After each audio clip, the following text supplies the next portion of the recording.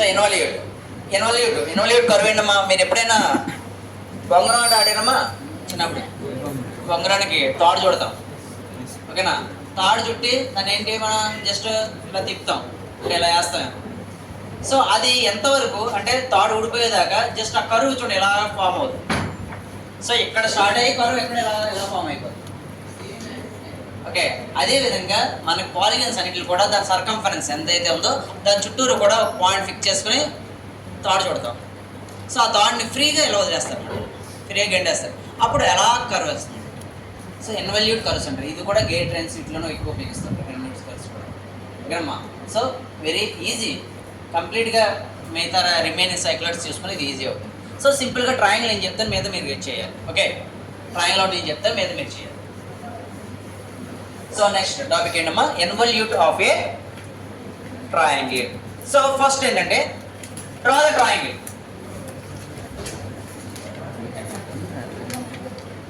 Draw the triangle. So as per dimensions ఎంత చేసాక a b c triangle draw చేసాం. ఏం చేసామా? ట్రయాంగిల్ డ్రా చేసాం. సో నెక్స్ట్ ఏంటంటే ఈచ్ అండ్ ఎవ్రీ సైడ్కి, సో ట్రయాంగిల్ ఎన్ని సైడ్స్ ఉన్నాయమ్మా?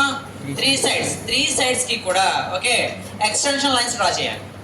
అది ఎలా డ్రా చేస్తారో చూడండి అమ్మా. ఫస్ట్ ఏబి తీసుకున్నారా? ఏబికి ఎక్స్టెన్షన్ లైన్ ఇదమ్మా, ఏబికి ఎక్స్టెన్షన్ లైన్.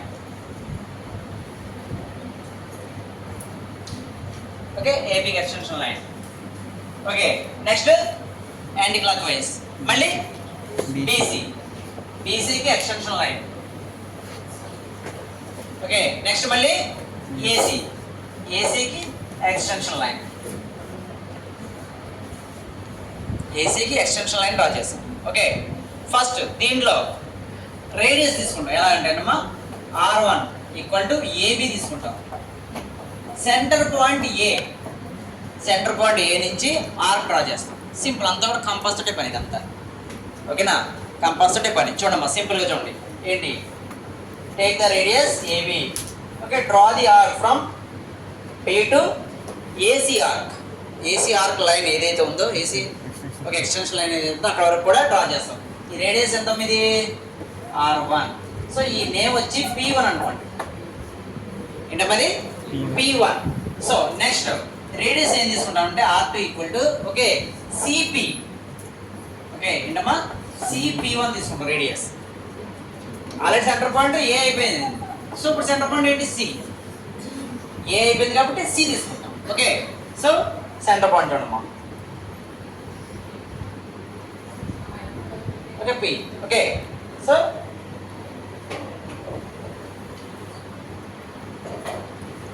సో ఇది R2 రేడియస్. ఈ రేడియస్ ఎంత ఇది? R2. నెక్స్ట్ R3 రేడియస్ ఏమవుతుంది? సరే ఆల్రెడీ సెంటర్ పాయింట్ ఏసీ అయిపోయింది. సెంటర్ పాయింట్ ఇంకేముంది? బి రావాలి. So B P2. ఏంటమ్మా? B P2. బి P2 తీసుకుంటే సెంటర్ పాయింట్ ఏంటమ్మా? బి. సో 3 సెంటర్ పాయింట్ వచ్చేసినాయి ఏబిసి. సో చూడండి,